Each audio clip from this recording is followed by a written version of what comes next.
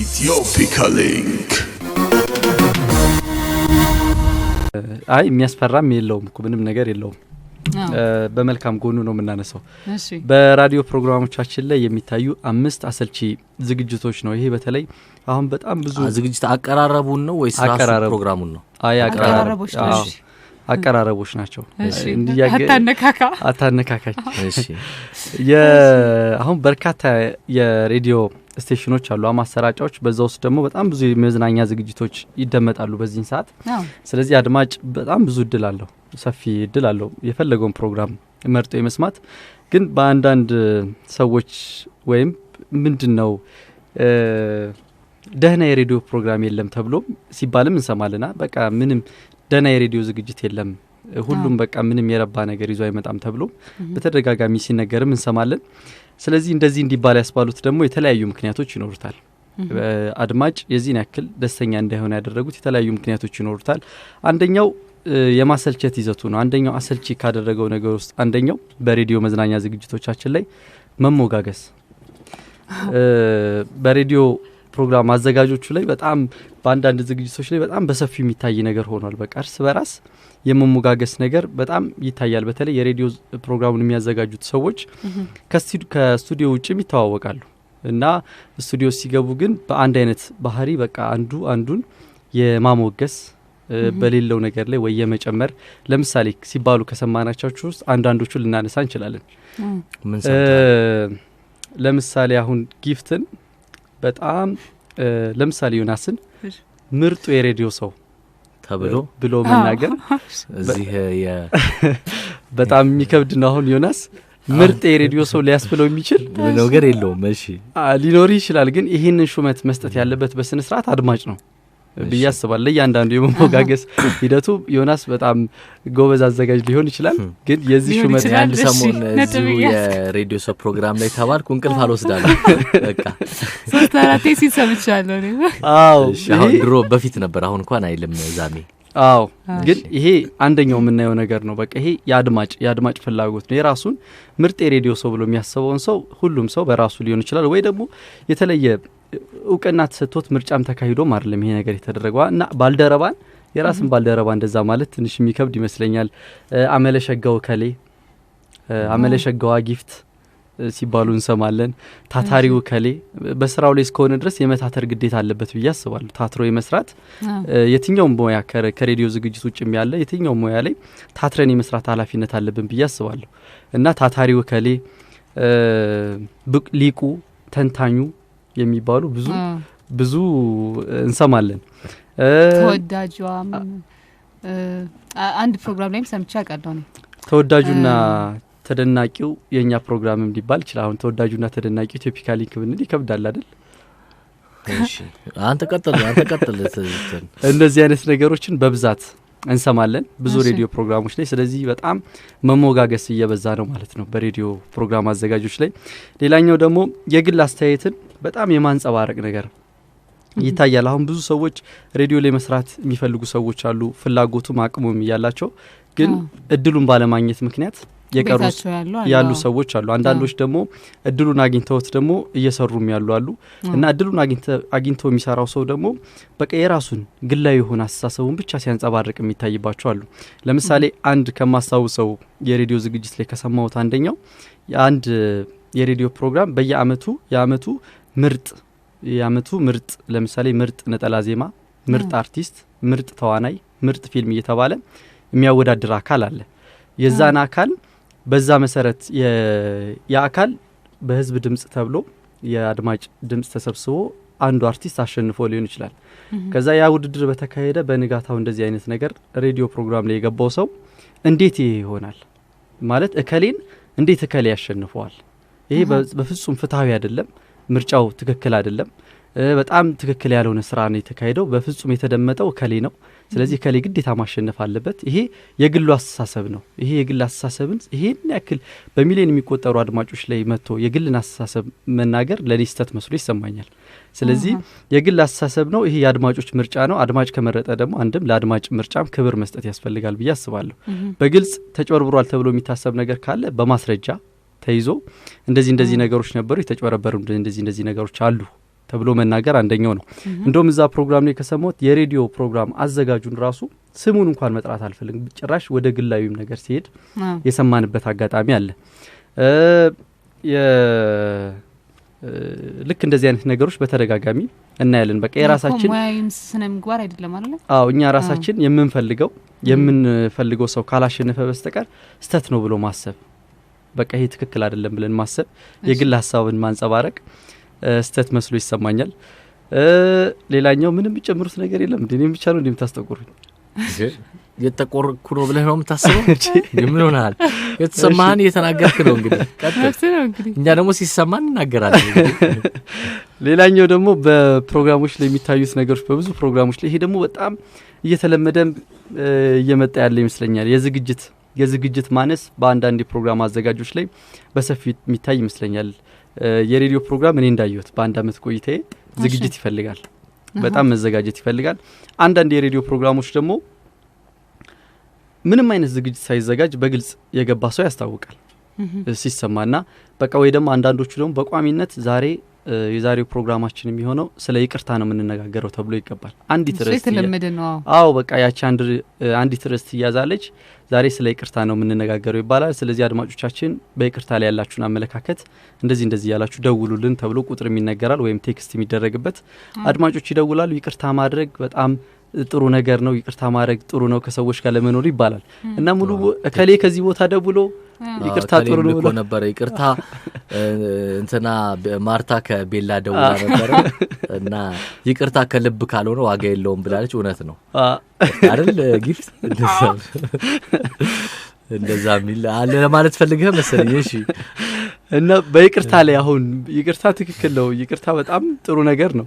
ከዛ አንዳንድ ጊዜ ይሄ ይቅርታ ላይ በቃ ሙሉ ፕሮግራሙ ከዚህ ቦታ ደውሎ ነበር ይቅርታ ጥሩ ተብሎ ተነግሮ በይቅርታ ላይ ያለን አመለካከት ላይ ምንም ነገር ሳይጨምርልን በቃ ሙሉ ፕሮግራሙ ተሰርቶ ያልቃል ማለት ምናቀውን ነገር አዎ እዚህ ደግሞ በተደጋጋሚ ይሄም አንዳንድ ጊዜ እንደውም በቃ በዚህ ፕሮግራም በዚህ ሐሳብ ላይ እንደውም ብዙ አድማጮች ስለደውል ለሚቀጥለው ሳምንቱ ላይ ይዘዋወራል የሚባልበት ጊዜ ይኖራል።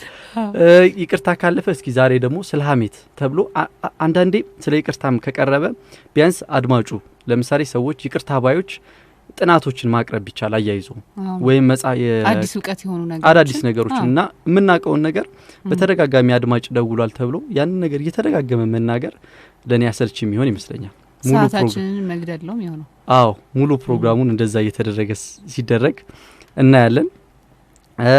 ሌሎቹ ደግሞ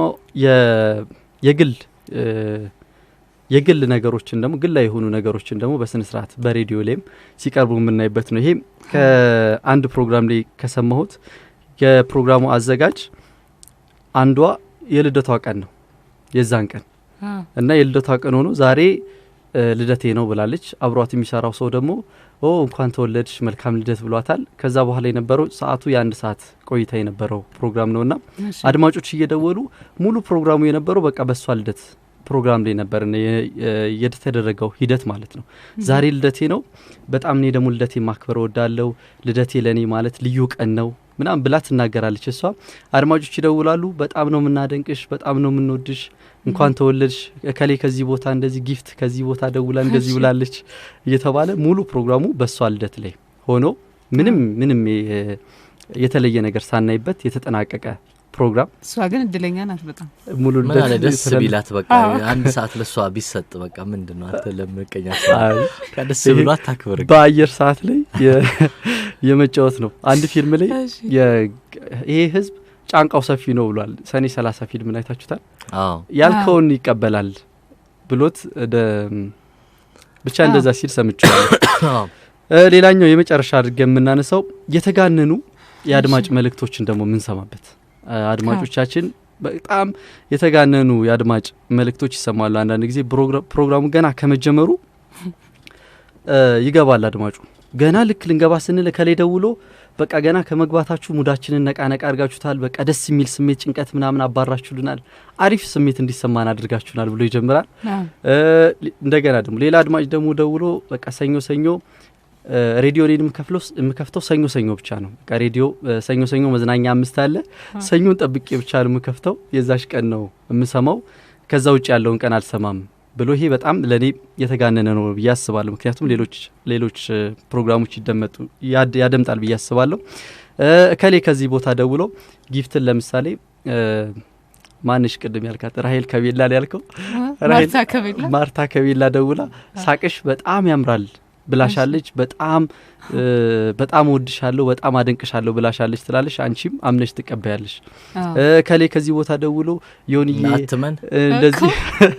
ዮንዬ እንደዚህ ተብለሃል። በቃ ሙሉ በሙሉ የተጋነነ አድናቆት። አሁን ደግሞ እንደውም ከአድናቆትም እያለፈ አንድ ደረጃም እያደገ የመጣ ይመስለኛል። ይሄ በሬዲዮ ላይ በአዘጋጆች መካከል የሚደረግ የእርስ በራስ መደናነቅ ነገሩ ከፍ እያለም የመጣ ይመስለኛል። አሁን የአንዳንዶች የመተረክ አቅማቸው ወይም ሲተርኩ ጎበዝ ሆኖ ሊሆን ይችላል። ለምሳሌ አሁን ዮናስ ሲተርክ ጎበዝ ሊሆን ይችላል።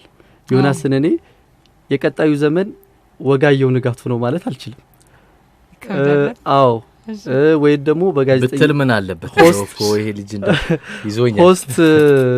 ጥሩ ሆስት ሊሆን ይችላል፣ ወይም ደግሞ ጥሩ በሙያው ጥሩ ሰው ሊሆን ይችላል። የቀጣዩ ዘመን ጳውሎስ ኞኞ ነው ብዬ መናገር አይጠበቅብኝም። ምክንያቱም ይሄ የሚሾመው አድማጭ ነው። የአድማጭ ምርጫ ስለሆነ አድማጭ ከሰማ በኋላ እውቅናውንም ማሞገሱንም ሁሉንም ነገር ማድረግ ያለበት የአድማጭ ነው ብዬ አስባለሁና የተጋነኑ የአድማጭ መልእክቶች ሲተላለፉ አዘጋጆቹ በጣም ኮራ ብለው ከሌ ከዚህ ቦታ ደውሎ በቃ ወድሻለሁ ብሎሻል እንደዚህ ብሎሻል ማን እየተባለ ሙሉ ፕሮግራሙ በዚህ ይዘት የሚያልፍበትም ጊዜ ይኖራል።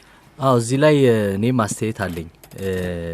ይሄ እኔም የምታዘበው ነው። እንግዲህ ሁሉም የራሱ ፍላጎት፣ የራሱ አቀራረብ ዘዴ፣ የራሱ ሁሉም የራሱ ነገር አለው። ለአድማጭ ምን ይጠቅመዋል ነው እኔም ማለስማማበትም አሁን ያልከውን ማለት ነው። በአንተ ላይ ሳይሆን አጠቃላይ ነው የምልህ። አድማጭ እንደዚህ አድርጓል በቃ በጣም ገና እንደተጀመረ ከሊሃና ከቦሌ ደውላ ነበር ዋው ብላለች በቃ ባጀማመሩ። ከዛ ደግሞ እንደዚህ በጣም ያው ያድናቆት አንዳንዴ በጣም ሰው ሲያደንቅህ እንኳን ቁጭ ብለህ የሆነ መስማት ይከብዳል። የሰው ይለያያል አላውቅም። አንዳንዱ በጣም ደስ የሚለው ይኖራል። በቃ ሲሞገስ በቃ እየተነፋፋ መሄድ ሊኖር ይችላል በደስታ። ግን በጣም የሚከብድ ይመስለኛል። ከባድ ነው በጣም። እና በቃ ከሌም ደውሎ ነበረ ተስፍሽና ጊፍትዬ በጣም ነው የምወዳችሁ በቃ በጣም እኔ በቃ የኔ ሁሉ ነገሮች ብላችሁናል ብሏል። እናመሰግናለን። አሁንም ደሞ ሰላም ደሞ ትደውላለች ከፈረንሳይ። እሷም እንደዚሁ የዘትር አድማጫችሁ ነኝ። እሷ ደግሞ እንደዚሁ በቃ በጣም ብላለች በቃ ምናምን ይባላልና አሁን ይሄ ለአድማጩ ምንድነው የሚያደርግለት ነው? ምንም ያን የሚሰጠው ነገር ከዛ ይልቅ በዛ ቦታ ሙዚቃ እንደው ከሌለ ምንም ነገር ሙዚቃ እንኳን ቢሰማ በበኩሌ ስለ ራሳችን ፕሮግራም ነው ምናወራውኛ እንደዛ አንልምና እንደዛ ቢሆን ጥሩ ነው ብያስባለሁ። መደነቅ እንፈልጋለን ደግሞ ያለ መብቱ ነው እንደሚያደርገው ማለት ነው። የግድ ይቀር ማለት አንችልም። የተሰማህን ትዝብትን የተናገርከው እየበዛ ሲሄድ ግን እንደ አድማጭ የታዘብከው ነው። እንደ አድማጭ ብዙ ሬዲዮ ሰማለሁ ብዬ አስባለሁ። እኔም ሰማለሁ። እኔ በጣም ብዙ ሰማለሁ። እኔም በጣም ከሚያሰለቹኝ ነገሮች አንዱ ነው ሽክክለኛል። እኔም እንደዛ ሲደነቁና አንዳንዴ ደግሞ የሆነ ብትደነቅ እንኳን ምን አድርጌ ነው ብለ መጠየቅ ያስፈልጋል። አንዳንድ ፕሮግራሞች ላይ ምንም ነገር ሳት አሁን እኔን ለምሳሌ እንደዛ ቢሉኝ በጣም ይደብረኛል። ምክንያቱም ምንም አድርጌያለሁ ብዬ አላስብም። በጣም መደነቅ እንኳን ካለባቸው እንደዚህ በጣም ብዙ መደነቅ ያለባቸው ሰዎች አሉ። ሙዚቃ ስለጋበስክ ይሄ ሁሉ ያድናቆት ውርጅብኝና ሰዎች ሁሉ በቃ ሟሟቃኑ ሙሉ ከተባልክ ይሄ በጣም ችግር አለ ማለት ነው። ይሄን የምትቀበል ምንም ምንድነው እየሰራው ያለውት ብለ ቆም ብለ ማሰብም ያስፈልጋልና